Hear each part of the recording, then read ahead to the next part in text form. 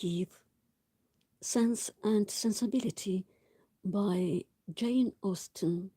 Chapter 1. The Dashwoods of Nolan Park.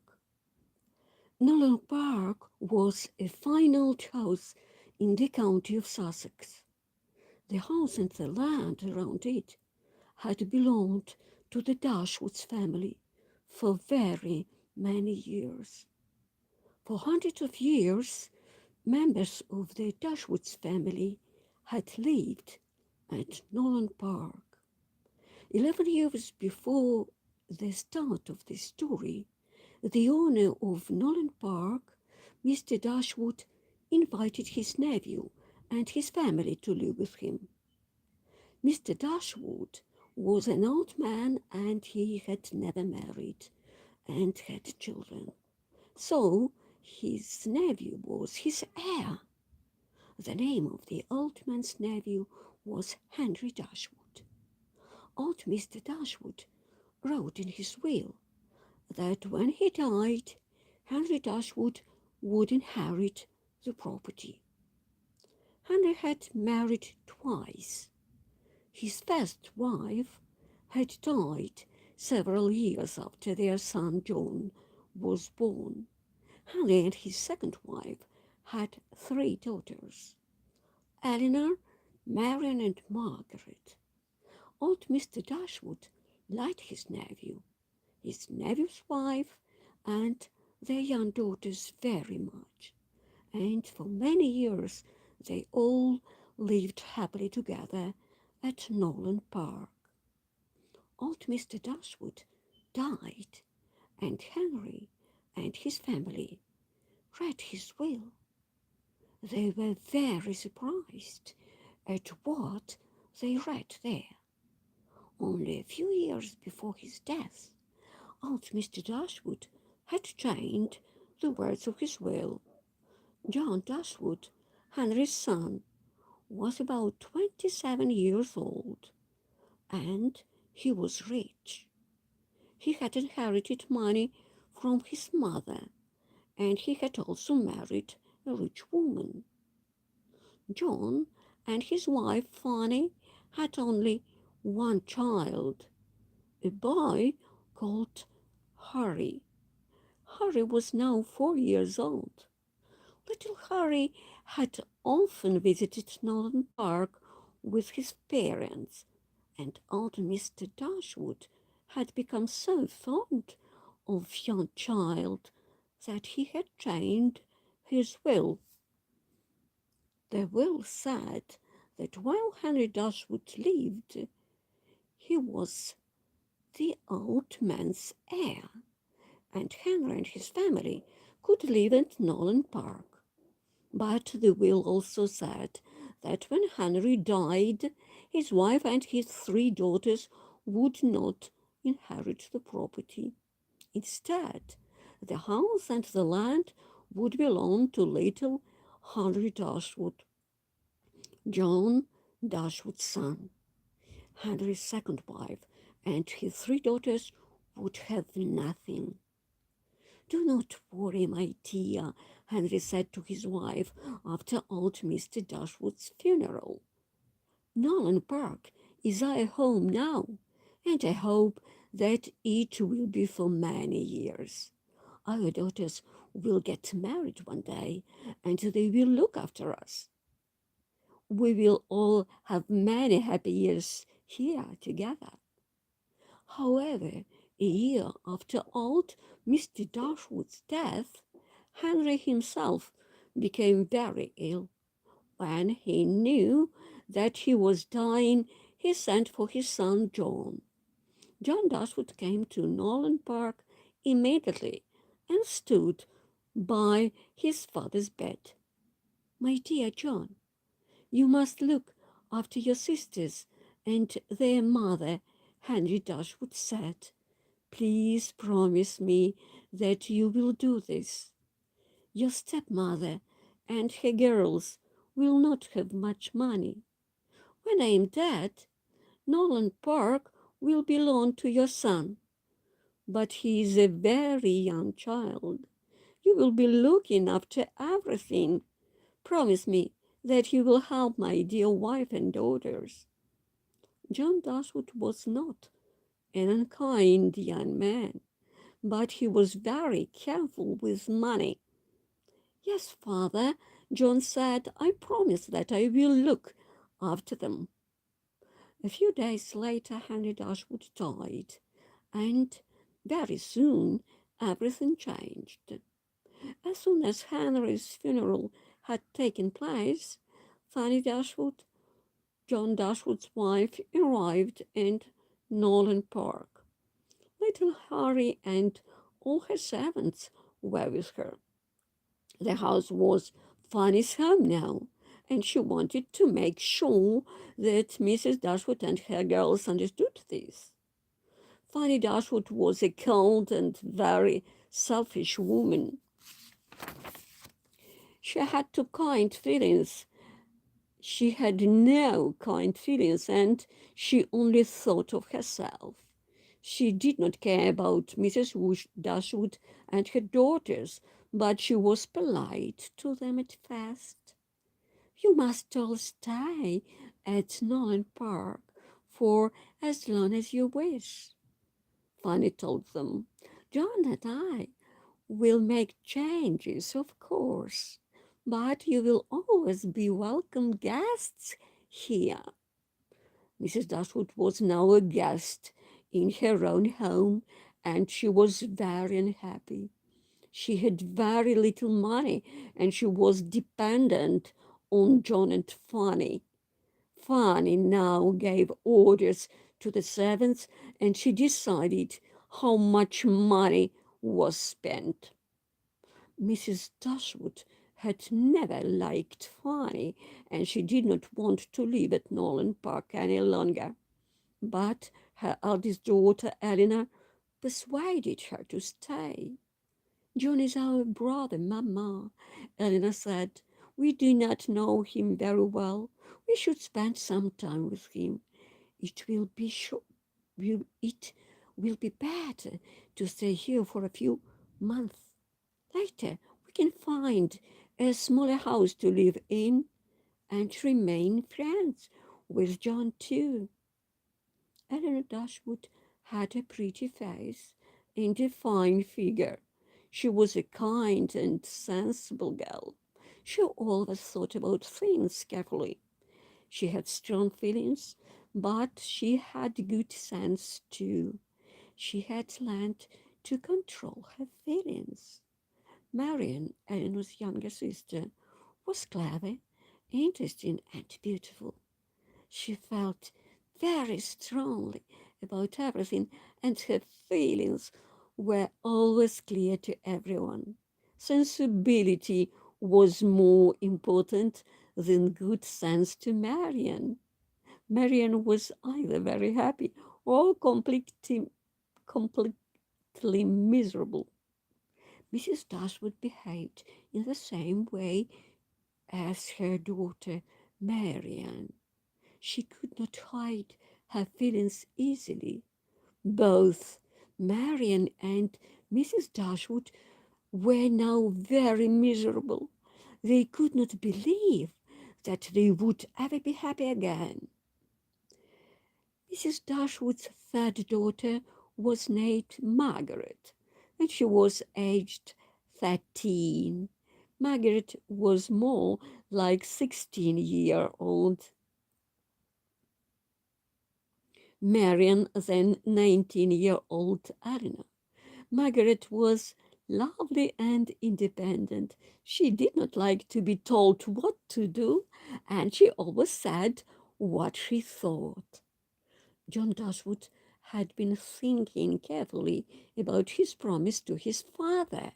He decided to give each of his sisters £1,000, but his wife, Fanny, did not agree with this decision. Fanny had always been rich, but she was very mean. She hated giving money away. £3,000, Fanny cried. "That money belongs to our dear little Harry. How can you be so unkind to your own son. But I must so something to help my stepmother and my sisters, John Dashwood replied. I made a promise to my father when he was dying. I promised that I would look after them. But you're right, Fanny. Perhaps 3,000 is too much. The girls may marry well and have rich husbands. Then they will not need the money at all. £500 each will be more than enough, I am sure. Certainly it will be enough, Fanny said. If our Harry has many children of his own, he might need all his money. Also, there is an arrangement with our stepmother's family. When their mother dies, the girls will each have £3,000. I have a better idea. Give Mrs. Dashwood and her girls a gift of £50 from time to time. Find them a little house where they can all live very cheaply. This way we shall all be happy. John Dashwood was delighted with Fanny's idea. It would save him a great deal of money and keep Fanny happy too. You're right, my dear, John said to his wife. That is an excellent suggestion. £50 will be more than enough. My stepmother has a little money of her own. She already has everything that they need for their new home. She has china, linen, and few pieces of furniture from Noland. The girls will not need any money at all. Mrs. Dashwood and her daughters stayed on at Nolan Park for nearly 6 months after Henry Dashwood's death. During this time, Fanny was often unkind and thoughtless, and she upset Mrs. Dashwood many times. But Mrs. Dashwood enjoyed looking at other houses for her family to live in. There were several houses in the neighborhood that she liked, but Eleanor persuaded her mother that they were all too big and expensive. Fanny Dashwood had two brothers. Their names were Edward and Robert Ferrars. 24-year-old Edward Ferrars, Fanny's elder brother, now came to stay at Nolan Park. He remained there for several weeks. Edward Ferrars was not handsome, but he had a pleasant face and very good manners. Edward was very shy. He was uncomfortable when he talked with strangers or large groups of people, and he did not say much. But he was kind and thoughtful.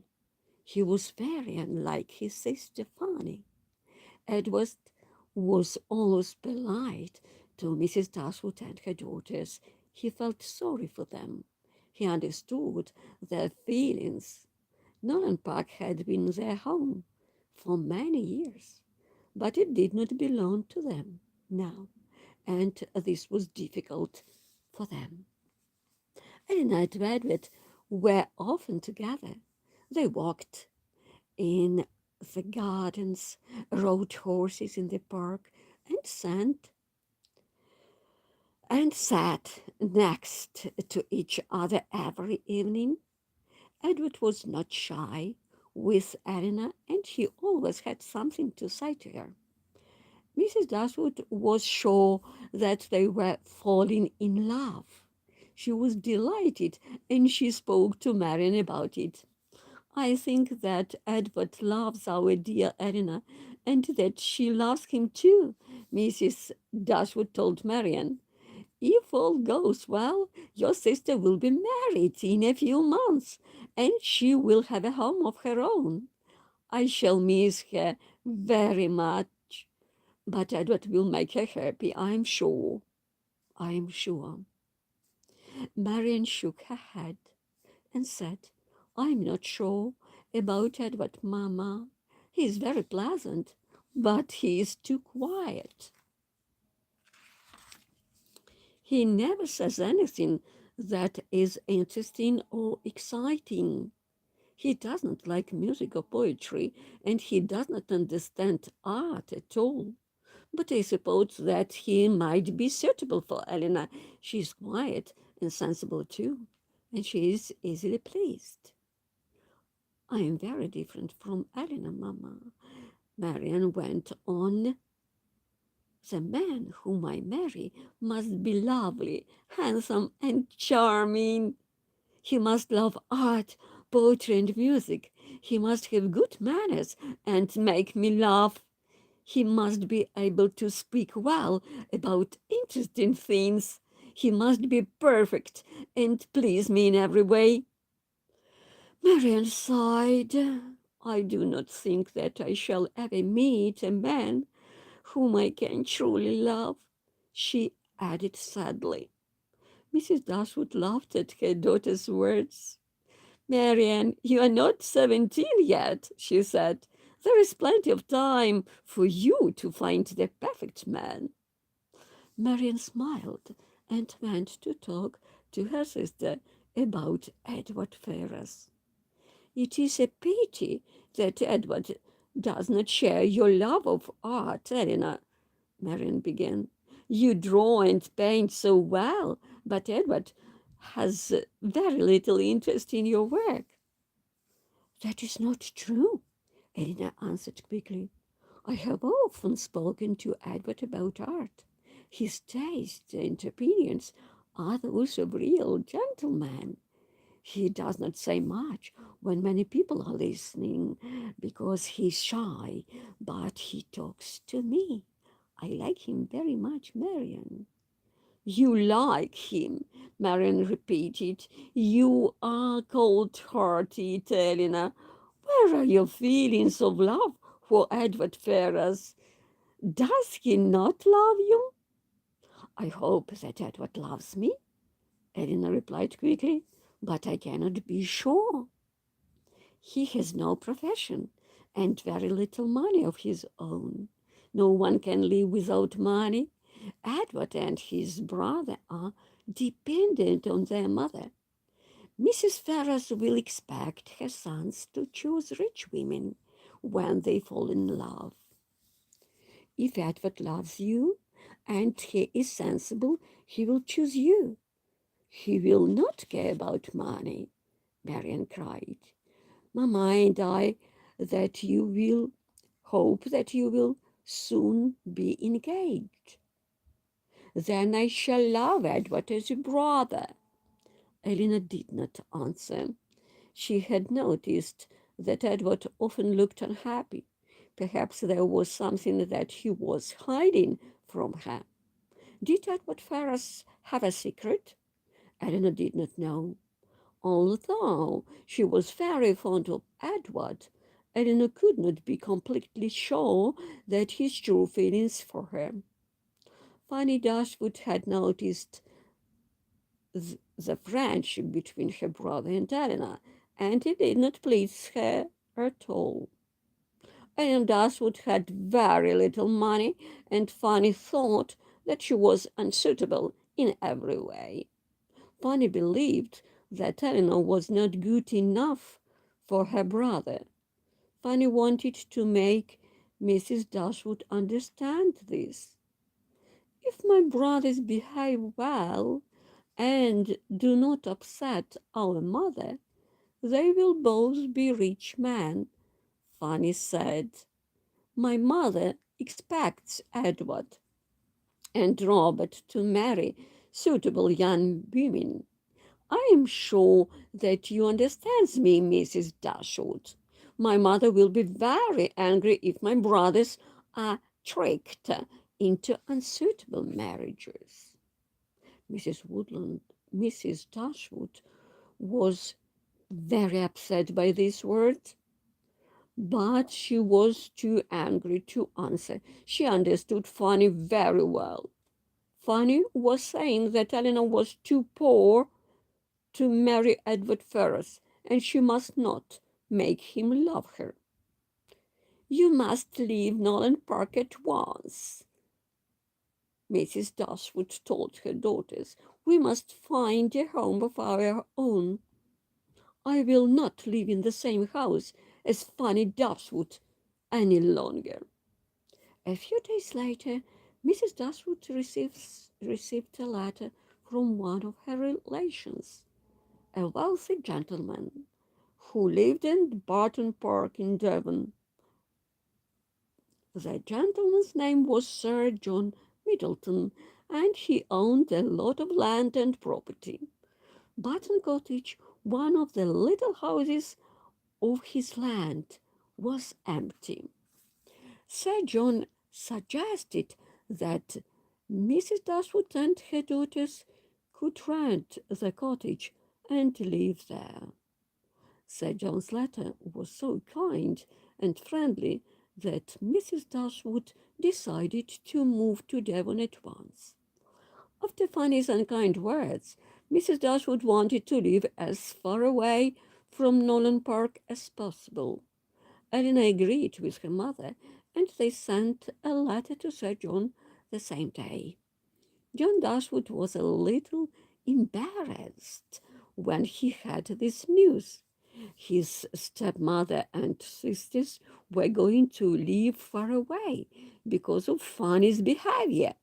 He offered to pay the rent for the first 6 months himself. Mrs. Dashwood was delighted. She decided to rent Barton Cottage for a year.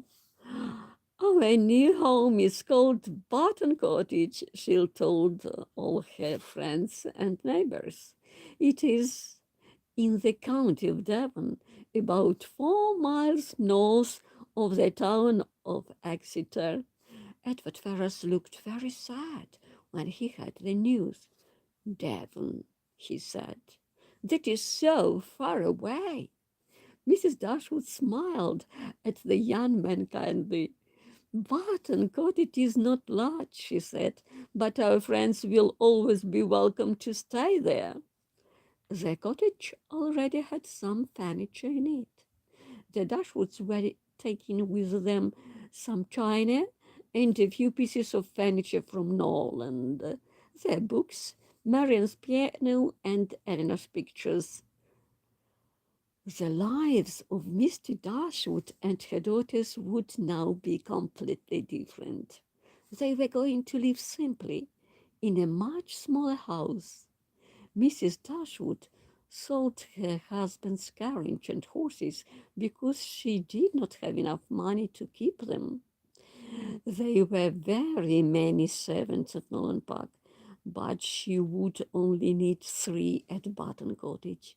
As soon as the arrangements were made, 3 servants went to Devon. They were going to clean the cottage before the Dashwood's arrival. Dear, dear Nolan, now sad I am to leave you, Marian said on the last evening at Nolan Park.